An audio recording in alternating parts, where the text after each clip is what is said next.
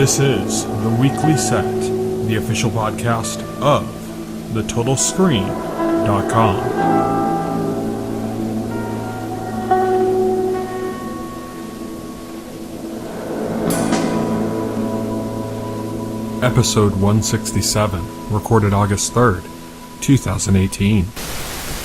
Hello, everybody, and welcome to The Weekly Set, the official podcast of The Total Screen. I am your host. My name is Tyson, and joining me today, as always, is my partner in crime here at The Total Screen, William Reverend. Hello. So, today we are going to be talking about Castle Rock. The first 4 episodes are out. They dropped the first 3 like in a big chunk last week, and then they released the 4th this week, and now it's going to be kind of like week to week after that. So we're going to discuss this till it's run its course of I believe, 8 episodes. So that's what we're going to be doing for the next couple weeks. So we're just going to be kind of focusing in on Castle Rock. We might throw in some other like little subtopics and stuff, but the main topic of each show is going to be Castle Rock. And today it's pretty much all we're talking about because we got 4 episodes of it. So for people who just don't know anything about like what Castle Rock is by any chance, well, first off, you should probably go and watch the show instead of hearing us spoil every aspect of it. But in case you just don't care, Castle Rock is like a connective tissue show based on the works of Stephen King. There's like 3 or 4 towns in all Stephen King's works, basically, where everything will kind of take place. One of the big ones is Castle Rock. It's the home of Shawshank Prison, which is, from the Shawshank Redemption, of course. Also, I believe the Green Mile was also in Shawshank. I don't know about that. Let me see. I can look that up.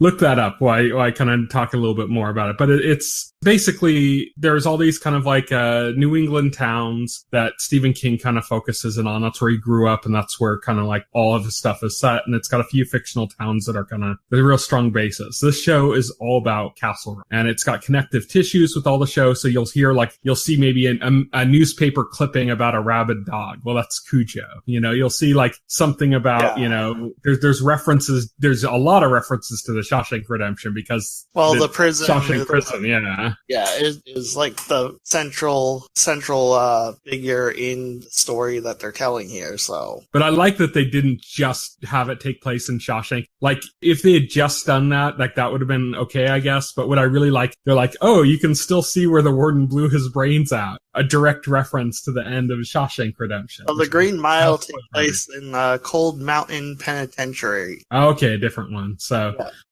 Castle Rock is where Shawshank is, though. So you get to see Shawshank Prison again. You get to see where the warden killed himself. You get to see all these kind of things that kind of represent that. And then you get to see the town outside of that. And you get all these, like I said, there's other references. There's characters that have been in another Stephen King book. The former sheriff in the show is a character that's in, I think, like Silver Bullet and a few other of his books. So you got like all these different connective kind of tissue stuff, but then the story itself for the series is its own story. It's like entirely unique. It's not like right. The story itself isn't based off any pre-existing work. Yeah, and it's an anthology series, which means this season is one story, next season will be another story. I've heard them describe it as like every season's an unwritten Stephen King book. So it's like a Stephen King book that never came out. Well, here's the next season is another Stephen King book that takes place in this town. It'll be interesting to see how they do an anthology series with that because it is a very small town. Yeah. With like the only thing going on for it is like the prison. I mean, maybe they could like jump around in time, have one that takes place on like the they could do what Fargo does, right? Yeah. Fargo mostly takes place in the same town, Well, funny enough, like Fargo like never takes place in Fargo. That's true. It's always like some other town near Fargo. So they could do that too. They could have it take place in a different town and just kind of have references to it. I knew I recognized, the prisoner, Bill Skarsgård, he plays Pennywise in the new It movie. A lot of the people in this movie come from different Stephen King movies. Sissy Spacek was in she Carrie. Was in Carrie. Yep, Sissy Spacek was in Carrie. What's his name? He played Stick in Daredevil, and he's Stick. The former sheriff. He was in something too. I can't remember. He was in another Stephen King movie. I don't remember what it was. And I think Terry O'Quinn was in the greatest Stephen King novel, Lost. Yes. Of course. He has like kind of a brief appearance in the first episode and then a few small appearances, kind of like flashback things. Appropriate. He was in Lost. Yeah. He's still like a central character in a way because like a lot of the mystery surrounds him. You know? Yeah, and his actions and what actions. They mean. Yeah. So we should kind of like break down kind of like the general plot conceit of the show, I think would be like the next step, which is that the show starts. It's in the past and this boy has gone missing. This boy named Henry Deaver. He's a young child has gone missing and they're doing the search for him. Again, and the sheriff. The sheriff finds him, right? Mm-hmm. And again, there's all this mystery surrounding it because like he's been missing for 11 days and they find him and he's perfectly 100% okay. And it's like blizzard season, so it's like really cold. So if he was lost in the wilderness, he should be dead, right? But he's not. So that he doesn't even have like frostbite or anything. Yeah, he's untouched. So that's like one of the main mysteries. We don't know much of anything about any of those circumstances, why he went missing in the first place, what he went through while he was missing, why was he found perfectly unharmed. You know, all that is mysteries that the show has touched upon and kind of teased at, but it hasn't been, as of the end of episode 4, it hasn't been fully explained. Yeah, so that's just kind of, like you said, teased at, and not really anything beyond that. So we find out a little bit more about this character. We'll go back to some of the other kind of earlier things, but just to kind of carry on with the plot thread of Henry Deaver, after he's found... He's the main character. He's the main protagonist in the story. Yes, he was a black child that had been adopted by a pastor. TV series does another traditional Stephen King thing is where Stephen King likes to take stories about characters and then jump through time between childhood versions and adult versions of these characters. Yes. Story, and we get that a lot with this, where we're constantly flashing back to Henry Deaver as a child, but the main storyline takes place in the present where he's an adult lawyer. He's a criminal attorney who specializes in death row cases. He makes the comment at one point that, somebody said, "Oh, you have a call from a client." And he said, "All my clients are dead," because he basically takes lost causes, people that are in death row and they're never going to get appeal. And it's in Texas that he does this. And he's basically trying to fight the good fight, the last stand for these people that are going to die, basically. And he always loses. You can tell it kind of gets to him a little bit with his job. He's in Texas, like we said, which isn't Castle Rock. It's far away, but he's from Castle Rock, and that's where that we see that he had grown up. He was a black child raised by an adoptive white family. The patriarch of the family was a Reverend. Literally, this town is as white as it gets because he's the only black person. He's the only minority at all. He's the only minority at all in this place. So, when he shows up, everybody knows who he is just by the color of his skin. People don't even have to guess, And let's go into why he showed up. Because, so this goes back a little bit further, but... He shows up because we have another major mystery in this show. Probably the greatest mystery of the show. It begins with Terry O'Quinn's character. Yes. He's kissing his wife, who I believe she's blind. Is that it? She's blind, yeah. Yeah. So he's kissing his wife and he's going off to work. We see his license plate on his car, whatever, basically, or sticker on his car saying that Shawshank Prison. So he works for Shawshank. You realize, he's the warden, clearly, based on his level of wealth and everything else. He's not like a guard there. So he's the warden of Shawshank Prison. He's taking off. He's in his car. He stops at a certain point and he gets out and he sees a dog. He's looking at it for a bit. And then he just kind of goes away, does his thing or whatever. He sets up this rope. He kills himself at a pretty right? Yeah. He goes off a bridge and... Yeah, he puts a noose around his neck, ties it to a tree, gets in his car and just revs it off a cliff so that his head just pops right off. Yeah. It's that's just a gruesome way to kill yourself when, he could have just hung himself from a tree. The show puts a little bit of restraint. It doesn't show every gory detail, but you hear the rope snap and you see like blood spread. Yeah, you don't see. This isn't Friday the 13th. But it's still pretty like, it still makes you kind of jump back a little bit. It's like, ugh.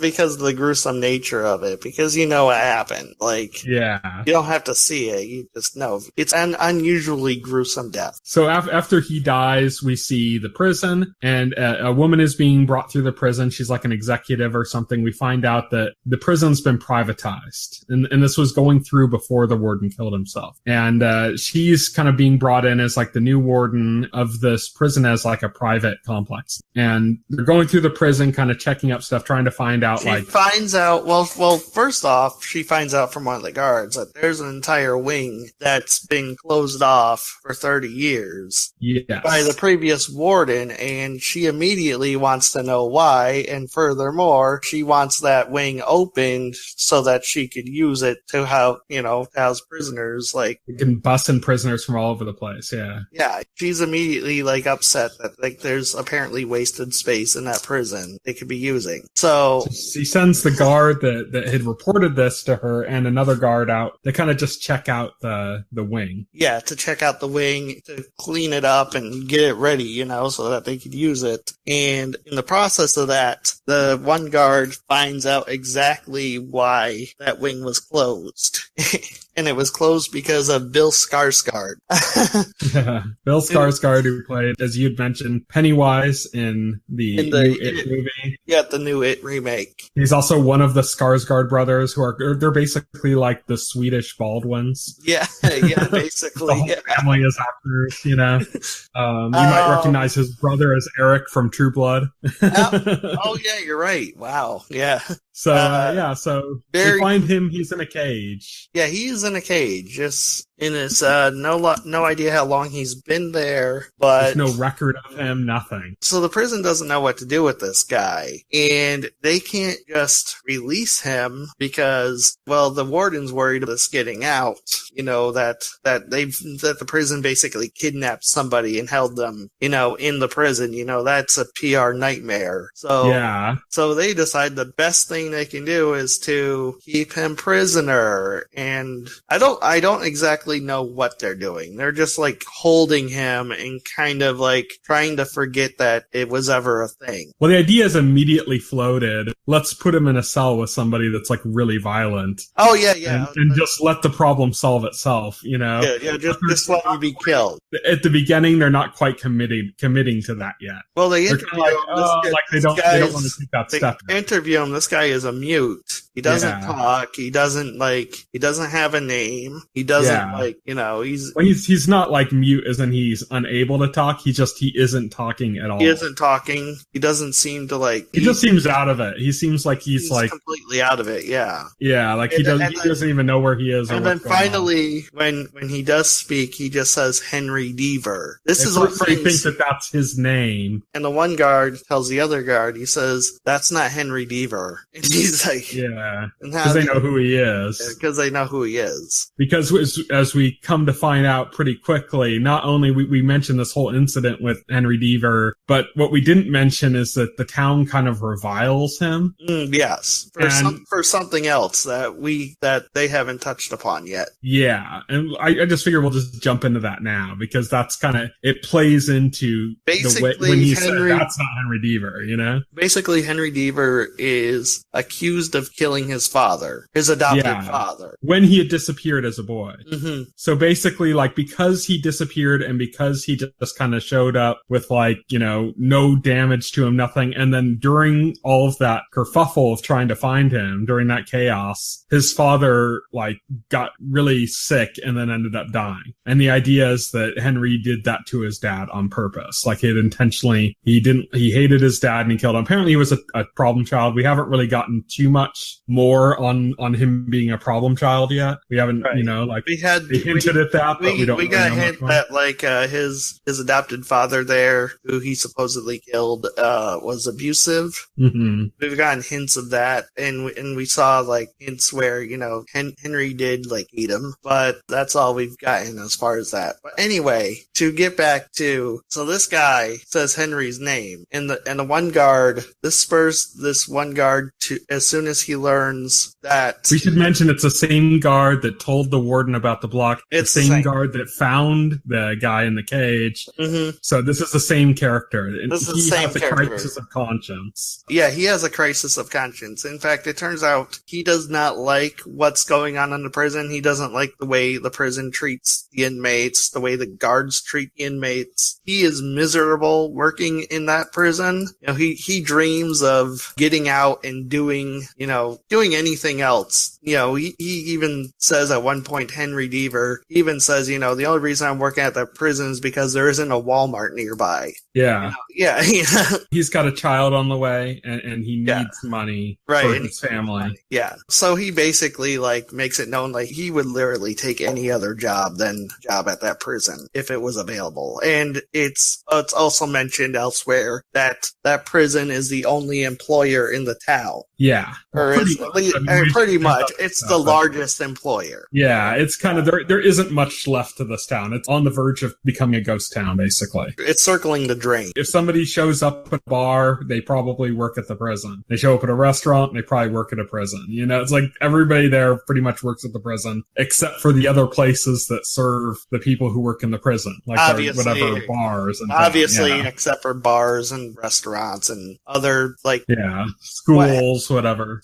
Other, what has to be, really low wage, low paying jobs. Extremely, I'm pretty sure compared to the other options that prison pays pretty good. Yeah. So this is kind of the whole town is built around this prison. Everything's about this prison. Trying to get back to is the one guard we were just talking about, who has a crisis of conscience. We just explained why he had that crisis of conscience, but he has a crisis of conscience, and he's the one who calls Henry Deaver, tells him about this guy that they found, and asks Henry Deaver to come back to Castle Rock and represent him. And Henry Deaver reluctantly accepts.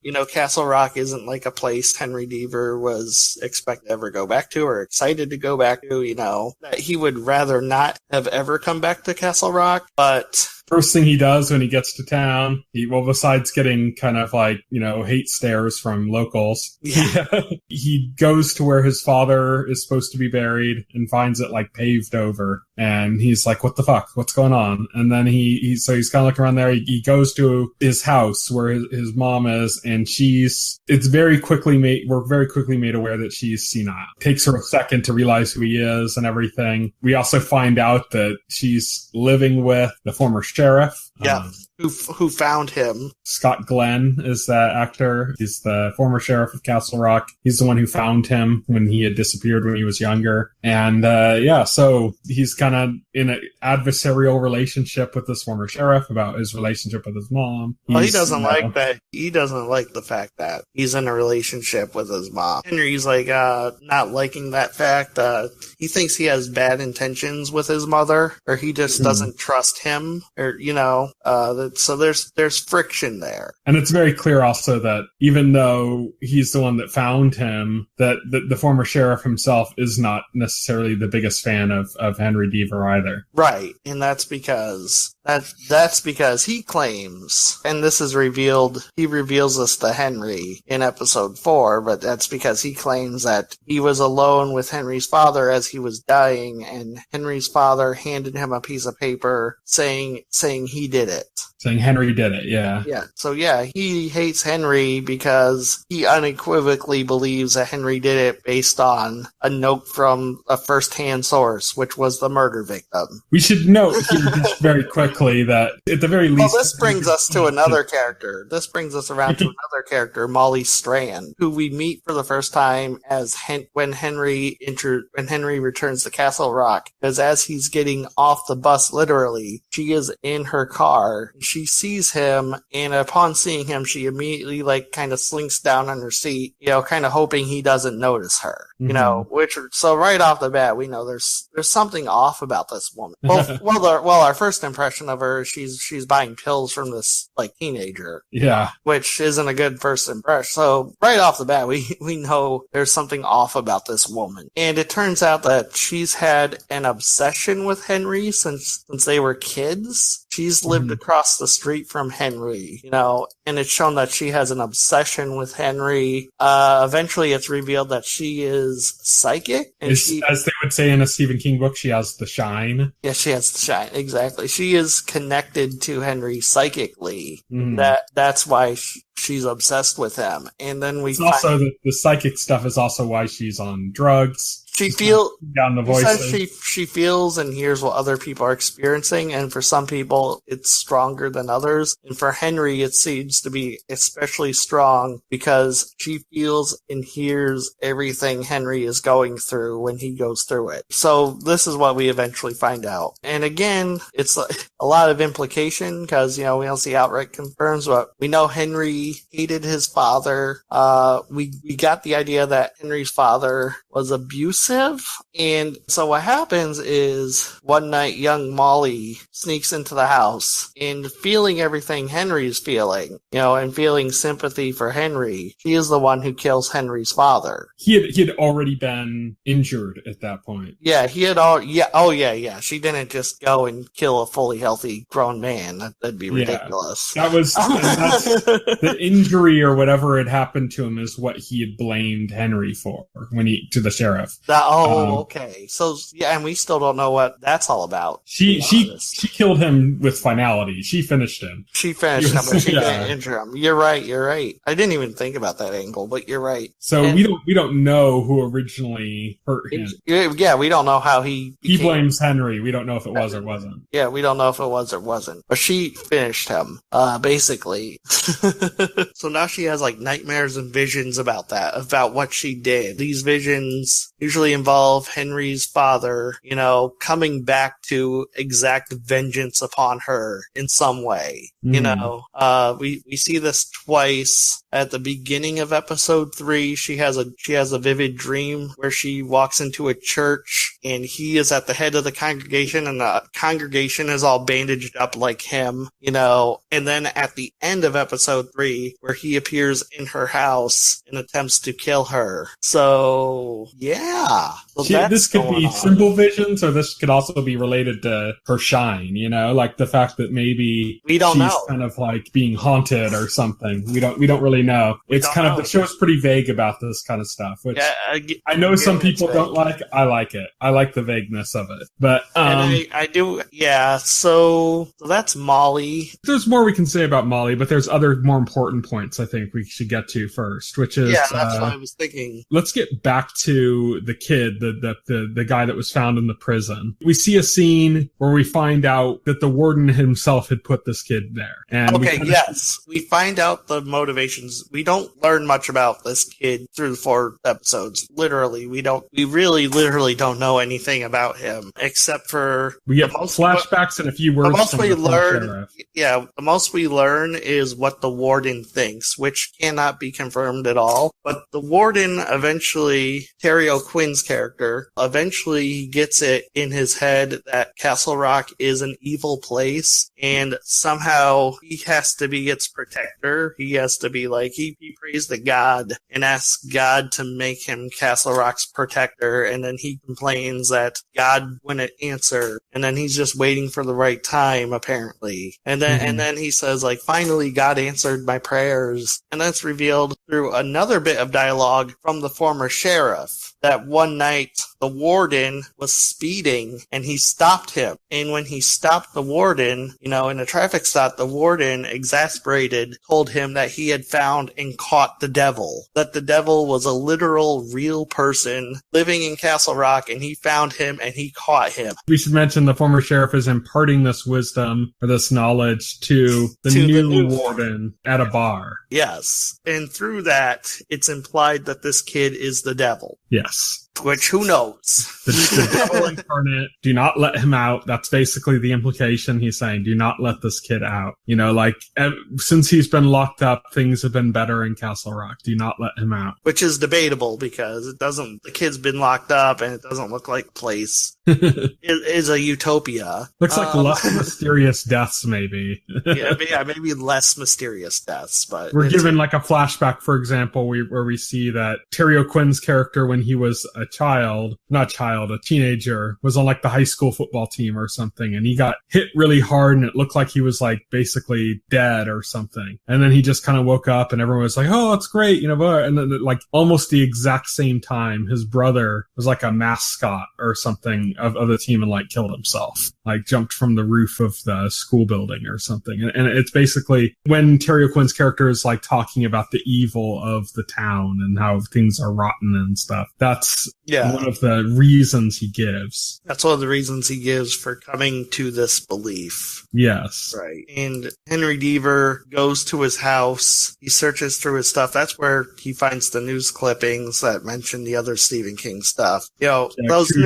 referenced. Yeah. Stand By Me. Those are newspaper clippings the Warden collected to kind of prove his theory that the town is evil or cursed, or, you know, or just full of evil and that he has to protect it. You know, that just newspaper articles to back up his beliefs about the town. We find out that the Warden is obsessed with this stuff. He becomes completely consumed and obsessed. Mm-hmm. Where should we move on to now? This is a very interconnected show with like lots of different stuff going on. Yeah, it's a very interconnected show. I think we should just back to the guard. Basically, what happens with this guard is that he's talking to Henry Deaver throughout the show, and Henry Deaver has it set up so that there's going to be a hearing, and then at this hearing, they're going to release Bill Skarsgård, and everything's going to be okay. He just has to testify at this hearing. Obviously, he's eager about testifying because he just wants to blow it all open at this point. Yeah, he just wants to blow it all open,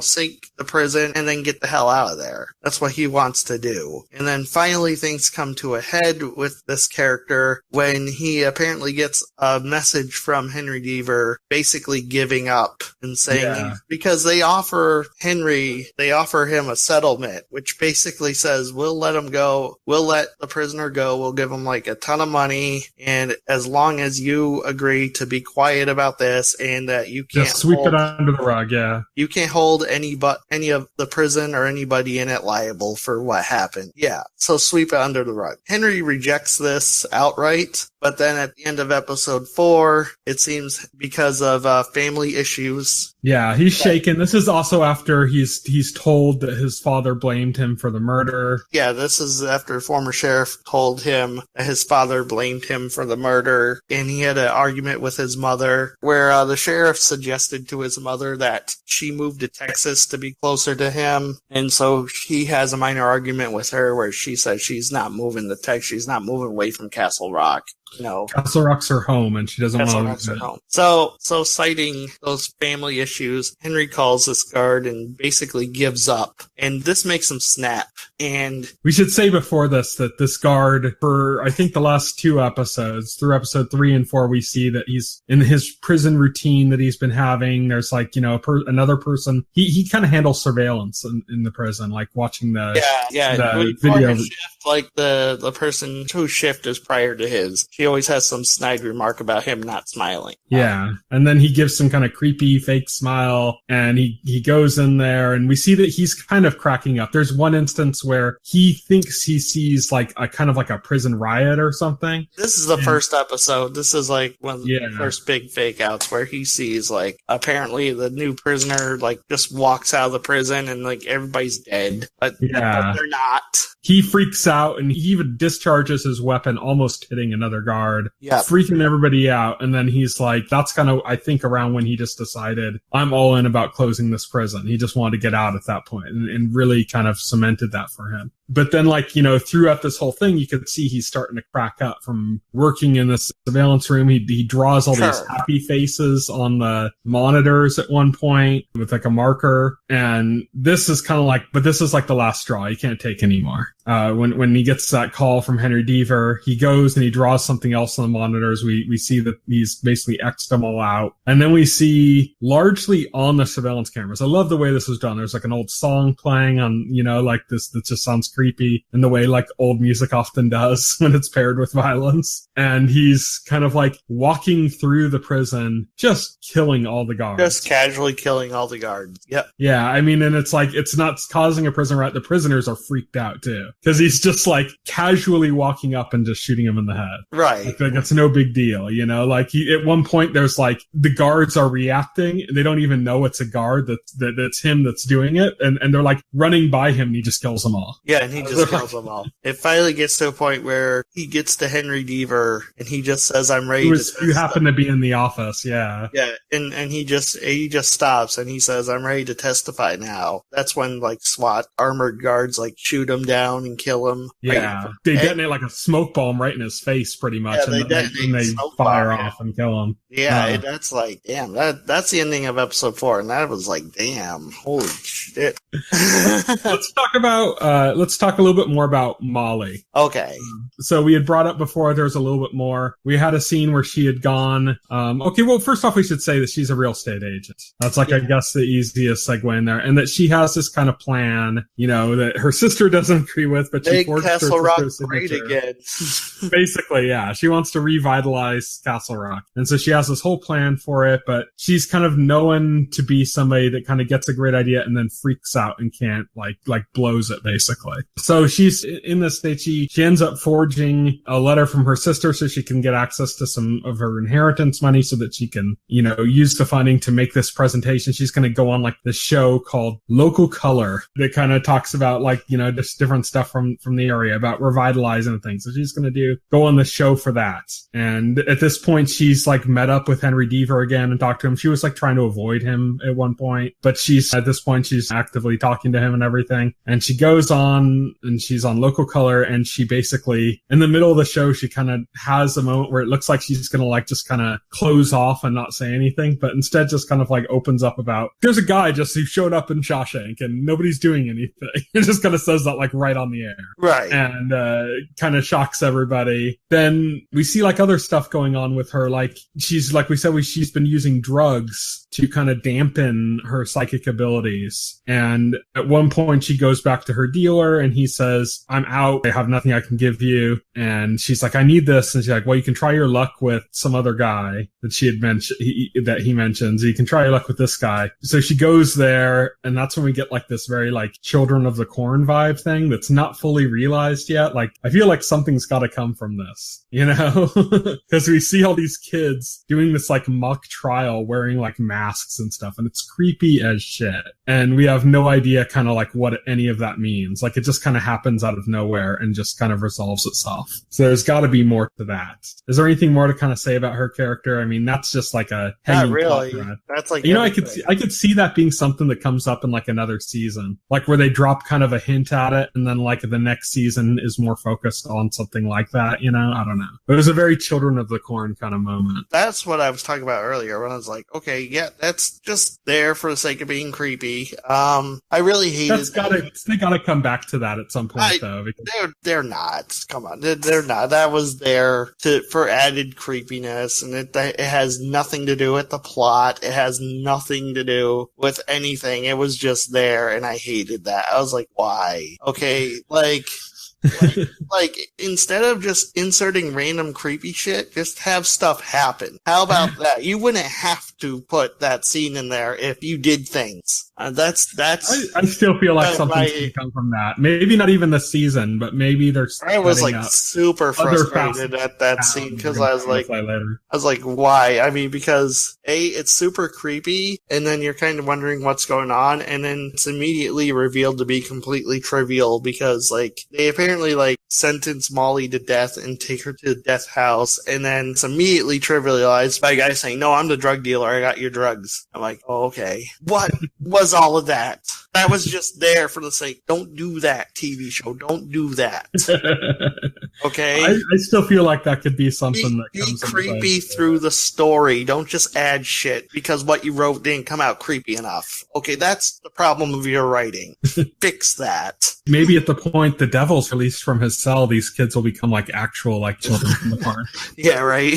They're already like partway there and they just go the rest of the way. I don't know. Yeah, so that's kind of like what more happened with her. We talked about there being more, but like it just kind of hadn't really gone anywhere yet. So that's what I was talking about there. Let's talk about the devil in prison and kind of the things he's done that kind of give the idea that maybe he is something. He's done nothing. He killed an inmate. They said the inmate had like advanced cancer in like all of his organs. But it's not something that they can like put directly on him. No, they can't because it's just like a creepy ass thing that just happened. No, they can't because you can't give somebody cancer. But I mean, it's heavily implied. Come on, like it's heavily implied.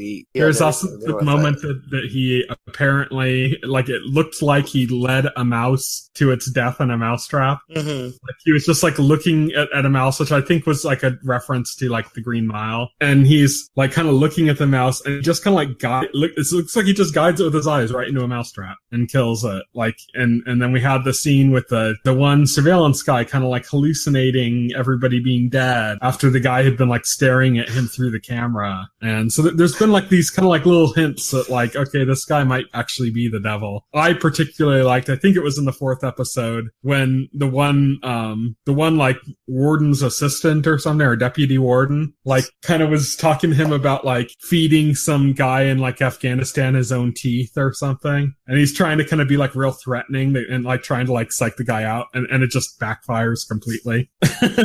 And the kid just kind of completely like creeps the shit out of this guy to the point that he's like screaming for a guard to help him. Yeah. Like closes his own cage or just closes the door to his own cell. Like, I'm done with you. Yeah, so pretty much. What do you think this is? Do you think this is like a kid with the shine who's basically been like thrown into this place and is like a product of that? Or do you think this kid is like the literal devil? I don't know. It's hard to say. I don't think he's the literal devil. I'd say he might be like, it might be like a Green Mile situation where he has the shine, he has powers, and the warden mistook that for the devil. Yeah. But we don't know. We'll see where it goes. Waiting for his big psychic battle with Molly. Yeah, exactly. Where like he starts walking up to Molly and starts saying, "Nobody knows what it's like to be the bad man." I mean, that's pretty much, I think we've covered pretty much everything that's in Castle Rock so far. Yeah, we've covered everything. That's it, pretty much. The first 4 episodes, first half of the season, basically, as far as we know. It looks like it's 8 episodes. But yeah, so that's Castle Rock. I'm really liking it. It seems like you're liking it a bit less than me, but still along for the ride. Yeah, I'm still aboard for a ride. I'm still aboard to see where it goes, especially since I know that this is a self-contained story. So that puts me a little more at ease that they're not just gonna like string you along forever with bullshit, because that's the biggest worry right now, right? Is that this is just gonna be a bunch of teasing and a bunch of like hinting at stuff with no real resolution or answers in sight. I always get wary of that in like a lot of mystery box shows like to do that, and where like it eventually becomes clear that even the writers don't know the answers to anything they're setting up. We should say for the record that both of us are fans of Lost, so yes, if the first thing you're thinking when you hear Will talk about like mystery box shows and writers not knowing even the story or something, I know a lot of people are probably gonna be like, yeah, like that fucking Lost show or something, but like, no, Will and I are both big fans of Lost. We've talked about it plenty on the podcast over the years. So this is like striking Will is basically like a Lost knockoff, probably, is what I'm guessing, where it's just not, it's not as good as Lost, but it's exactly trying to rip it off. The stuff that has come since it tries to be Lost but isn't as good as Lost. Yeah, I gotta say, I actually really dig it. And a lot of the stuff that people are complaining about, a lot of the inaction and stuff, I'm actually kind of like that too. I like just kind of the foreboding mood of it, but I think what really makes this show for me is it's the atmosphere of the show. I love the town that this takes place in. I love it. Like every time we see like an overshot of the trees and the lake and the, you know, as it's going across in the homes, and just the look of everything, the look of Shawshank Prison, just like the way all of that's presented, the music that's used throughout the show, and the sound editing, everything that kind of presents the atmosphere of the show, I really dig. I dig the vagueness of like the abilities, you know, that are in play, where it could be considered like, oh, these people just like think they have abilities, but they're just crazy, or like, oh, this guy is the devil or he isn't the devil. That like vagueness to it, where it's not so like cut and dry. I think a lot of shows that I would consider lesser than Castle Rock would kind of give you too big of a hint here. And I kind of like Castle Rock for not doing that. Like, you know, like just kind of keeping it like, okay, what the fuck was that, you know? But yeah, I mean, it's not going to be for everybody. It's definitely slow burn. There's only 8 episodes in the story. We got half of it out already, and it still doesn't even feel like we necessarily know the full premise of what's this story's about yet, you know? It feels like that's still being developed. Yeah, exactly. It feels like we're early in the first act of this story, you know, and we're halfway through. We'll have to see kind of where it goes from there, but we're going to be watching this week to week, discussing it, talking about theories, like Westworld style, breaking down what we think's going on or what we don't think's going on. That's kind of going to be it for the next couple of weeks of this podcast. We're going to be talking about this as our main topic. And like I said, we might throw in something else here or there if like a big news story happens or something. Sure. But we're mainly going to be doing Castle Rock to completion. So that's it for the regular part of this week's show. All we got left is to talk about what's coming up in the week ahead. So by the time this podcast is out, we're actually, as we're recording it right now, Animals is back on HBO. Cocaine Coast debuted on Netflix. Saturday, August 4th, 2018, On Children debuts on Netflix. On Sunday, August 5th, 2018, Chesapeake Shores shows up on Hallmark, and The Venture Brothers returns on Adult Swim. Are you a Venture Brothers fan? Yeah, Venture Brothers show. It's been off the air for like 5 years now or something? It's been a while. I haven't been paying attention to Adult Swim for years now. This is like season 7, I think, and that show started like 15 years ago. Holy shit, Jesus. It's been a while. It's been off the air for a while. No wonder I stopped watching it. It just hasn't been on. Yeah, exactly. If stuff disappears forever, I'm going to lose track of it. I'm sorry. The big night for this week is going to be Monday, August 6th, 2018. That's when Better Call Saul comes back to AMC. There's also a new show called Lodge 49 that looks kind of trippy and weird and a little bit more on the lighthearted side, it appears to be. Like it doesn't look like it's, when I say trippy and weird, I don't mean like Legion or Hannibal. I mean like more, I don't know, weird, Big Lebowski. Okay. Like just kind of like weird in that kind of way. So that's kind of what the show looks like from the previews. Tuesday, August 7th, 2018, Carter comes to WGN. This is kind of like a knockoff of that. What was that show with, what's his name? The actor who like never ages, where he played like a TV lawyer. The Grinder. Oh, The Grinder. Okay. I was like, yeah, so never ages. What are you talking about? People are saying like Carter is like this, is kind of like a knockoff of The Grinder or something like that. So I have no idea. We'll have to see what that is. Then Castaways comes to ABC. This is basically Lost as a reality show. Now, right now you're thinking, wait, I thought Survivor was Lost as a reality show. Well, this is like Survivor, but with like flashbacks. I know. They pre-taped segments with the people that were going to be on the show so they could like intercut them into the show itself. That's like so stupid. You know why Flashback worked on Lost? Because they were characters. It was fiction, and these were characters who were well written, so you enjoyed learning more about them. Douchebag random game show contestants, I don't really care about their backstories. I'm sorry. You don't want to see when he like knocked up his neighbor's daughter or something? Yeah, right. And then got like into a feud in Alabama or something. I guess the idea was, let's do Survivor, and oh shit, that show's already been done. Try to think of something you can do. Flashbacks. We'll have to see if that. There have been a lot of like Survivor kind of rip-off reality shows, and they usually last like a season and then they're gone. So we'll have to see what ends up happening with this. It is ABC though; it's not like some cheap, budget kind of thing or something. It's on a major network, so we'll see what they do. But speaking of Lost kind of rip-offs, Wrecked is back on TBS. You didn't like Wrecked at all, like from the first episode. I didn't.